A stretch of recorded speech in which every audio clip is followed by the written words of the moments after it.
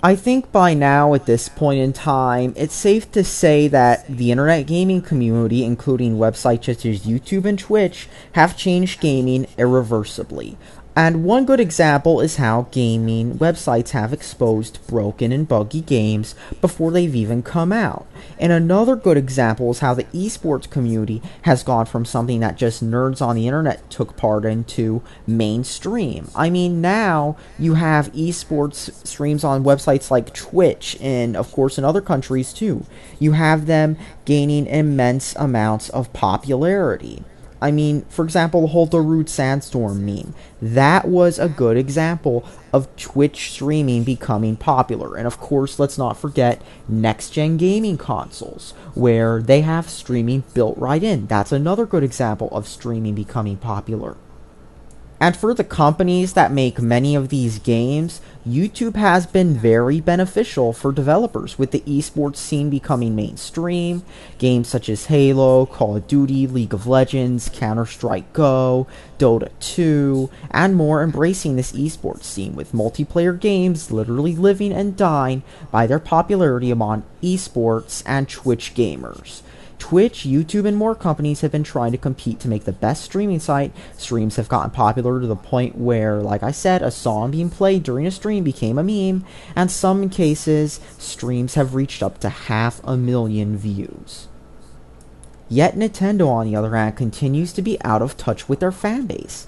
One major example is screwing over gamers who make money off YouTube. You might already know about Splatoon, a game which has been hailed as innovative by many people who buy games based off the logo on the box. Now, despite lacking ping counters, scoreboards, the ability to change your class or loadout in games like many loadout or shop-based shooters allow you to, voice chat, the ability to change settings in game, and of course the game has content locked away until Nintendo says so, many Nintendo fans on Twitter, YouTube, and more are treating Splatoon like it's the best thing since laptops.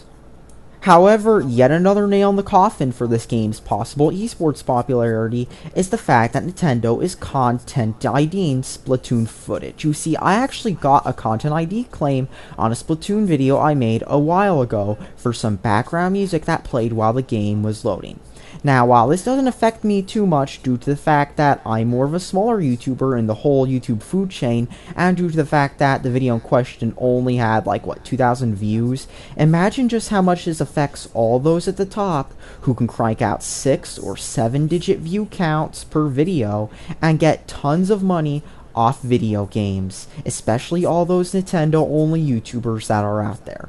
They're losing a lot of money if they choose to upload Splatoon footage compared to, say, other shooters that cause lots of flame wars if even mentioned, such as Call of Duty or Battlefield. While you can upload those games with no content IDs, and if they get content ID due to something like background music, usually you can counterclaim it and the video will be back up. Or back up with your ads, that is, because it doesn't really take the video down. And instead of removing content ID claims like the other companies will do when you counterclaim, Nintendo, on the other hand, wants to have total control over your gameplay footage, to the point where they not only deny content ID claims, but they want you to join the highly controversial creator program, which other people have talked about it more than I ever could. Just search Nintendo's Creators Program on YouTube, and everybody will have tons of videos complaining about just how bad it is. But you know, the last thing I might as well say is that Nintendo wants your money so badly that if you just upload gameplay footage of Splatoon uncommentated and it gets content ID'd, and let's just say you're not even some big YouTuber, you're just a small timer uploading a random gameplay clip, boom, Nintendo gets money from every single Splatoon video you upload. And you don't have a choice over it unless you want to do their highly greedy creators program. That's all I have to say. And yet none of the other gaming companies do this. Not EA, not Activision, not Microsoft. In fact, Microsoft even says that YouTube's allowed in their whole game content usage policy. That's all I need to say. Thanks for watching and subscribe for more.